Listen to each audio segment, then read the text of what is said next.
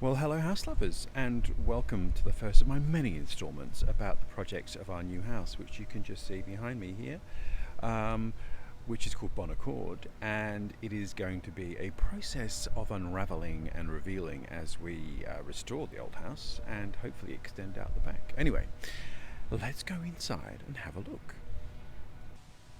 But first, perhaps, let's just cast our eyes on these exquisite crazy paving fence posts. So, weirdly, I don't know if you can see, but they have been built around the old fence. So, what we're hoping is that once we chisel off these exquisite pieces of 70s crazy paving, underneath we will find the original gate posts. And in fact, what was even luckier was that we found the gate leaning against the wall in the back courtyard. I'll show you that in a minute.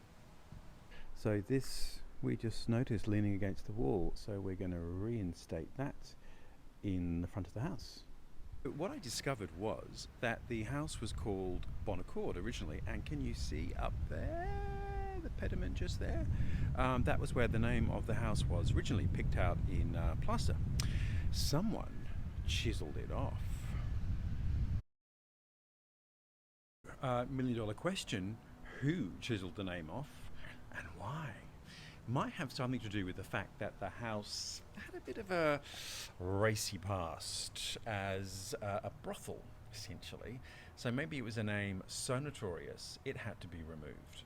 Anyway, we love the name Bon Accord. We're going to reinstate it, perhaps in red neon, just as an homage to the previous use.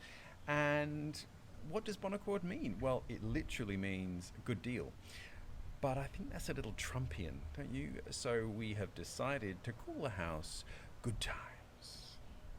Here I am, squatting on the doorstep, which isn't some weird scatological fetish about moving into a new house.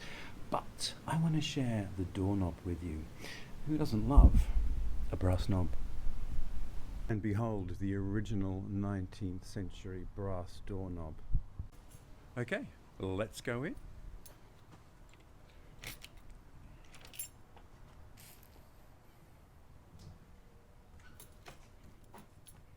Ta-da! That wonderful nicotine glow of amber glass, which I hate to say might not last the renovation, but who doesn't love a nicotine glow? So halfway up the stairs is the stair where I sit, to quote that people's poet Kermit, and here is my bag of keys, which is of course kept in a old Prada shoe bag, because why else wouldn't it? So each room has a key. In fact, each room has several keys, and here they all are. Enough keys to sink the Titanic. The house was built in 1874, and in fact there is a birth notice in an old newspaper for a baby who was born in this house on the 13th of July, 1874, a son to a Mr. and Mrs. Solomons. So we think that the house's birthday is going to be forever, the 13th of July. The house had been basically a boarding house almost since day one. It was built in 1874 as a family home, but pretty quickly became accommodation for a pub that's actually next door, an old pub. It's ceased being a pub in 1914. So the house has been accommodation for that pub. It's been a boarding house, it's been a brothel, and when we bought it, it was still being run as a boarding house. Which brings up the tricky subject. Oh. Let's talk about gentrification. Must we? I think we need to address it. Couldn't we just talk about the compliance staircase? So beautifully attached, so sensitively attached, so harmonious. So let's talk about compliance, baby. Let's talk about you and me. Okay. Well, yeah, there are certainly issues around affordability of housing in the inner city in Melbourne. We bought this house from the vendors who were going to sell it come what may to whomever come what may. And clearly because of its position and the state of the house, it was more than likely not going to be used for accommodation purposes ever again.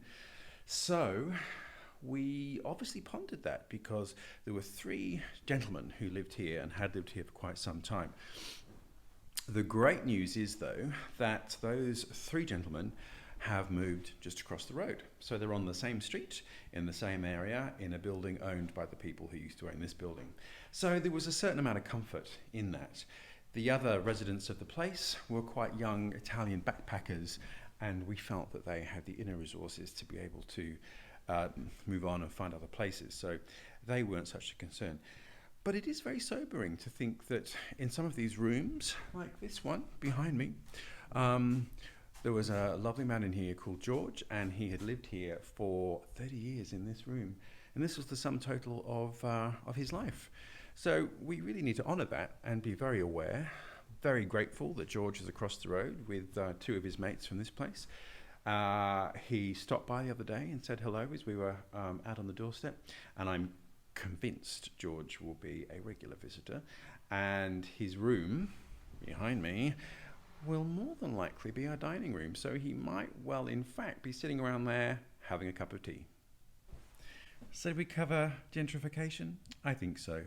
The fact that everyone has been rehoused on the same street in the same area makes us feel a little less like gentrifying ourselves. So let's go and look in some of the rooms, and this one is room number 8, and we were assured of vacant possession.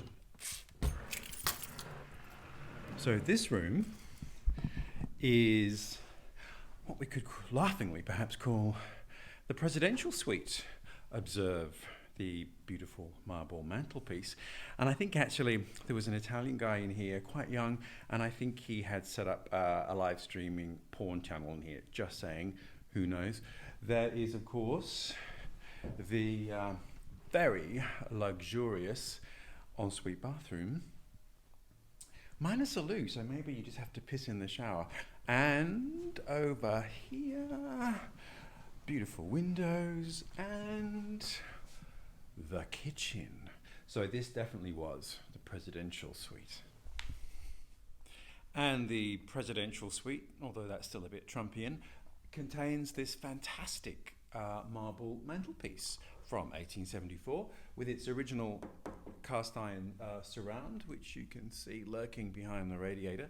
So we are going to lovingly restore it back into health and maybe replace these bits down here with marble, and we shall make it a working fireplace, and we will sit in front of it with burning logs, drink mulled wine and ponder our lot. Let's talk about shared bathroom, baby. Let's talk about you and me. Yeah, this was the shared bathroom. Yep, happy that that's going with all of its incumbent DNA. One of the great things about the house is that it's quite simple. There are not too many cheesy decorations. I'm just going to flip. You can see a ceiling cove there, a ceiling rose. Other than that, though, it's really quite simple. But this cupboard kind of stands out. It's built into a niche next to a mantelpiece, a fireplace, which, as you can see, long gone, alas. But the interesting thing is this motif here, the shield design. So that's quite a typical design of early colonial Australian furniture. You see it a lot in New South Wales furniture and even WA furniture. But here it is in our house. And 1874 is a bit late in the colonial journey, but nonetheless, there are those doors. So interesting. What is also interesting is this little bit of timber we can see here is quite red. Now, if that means they're cedar, lucky us. If it means that it's just pine that's reddish, I think a nice coat of duck egg blue for these. But they are going to stay in the house, not here. We're going to move them somewhere else, where they will have a new and fresh life. So many aesthetic decisions, so little time. And poignant moment number 3, is it 4?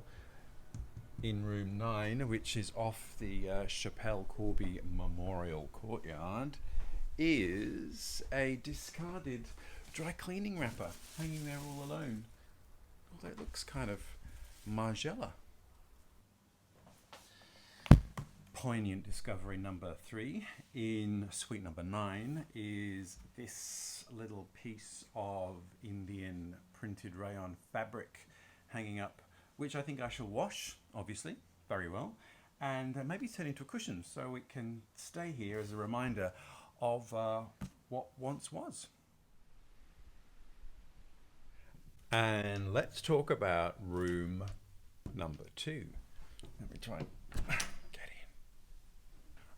And quite lucky that there is no smell-o-vision. Let's just say there's still a bit of an odour attached to the curtains. Anyway, what is really fantastic about this room is the floor. After a few minutes of judicious poking with a crowbar, the carpet came up and revealed these tiles, which is really fantastic. They're a sort of an olive green and kind of Armani greige, perhaps, but they're the original tiles. And it's a solid floor, which would make one think that perhaps this room was the original kitchen of Bonnecourt House, and here is an original door that went through to the room next door, which has been blocked up from the other side, which would suggest, yeah, this was the kitchen, that was the dining room, and here we are with the floor that was discovered underneath. So we're going to try and keep this floor. I think it just needs a good clean, maybe a bit of a wax, and up it will come. And this is going to be our dressing room, believe it or not. And look at the ceiling. Suspended polystyrene, what more could you want in life? So yes, I know it's a little decadent, but we, who is we? The good doctor and myself, more of him later. We do have some clothes between us, so we are going to need a large room. Anyway, this is going to be it. So watch this space. It will be great to see how we can clean the floor and maintain it and bring it back into the house.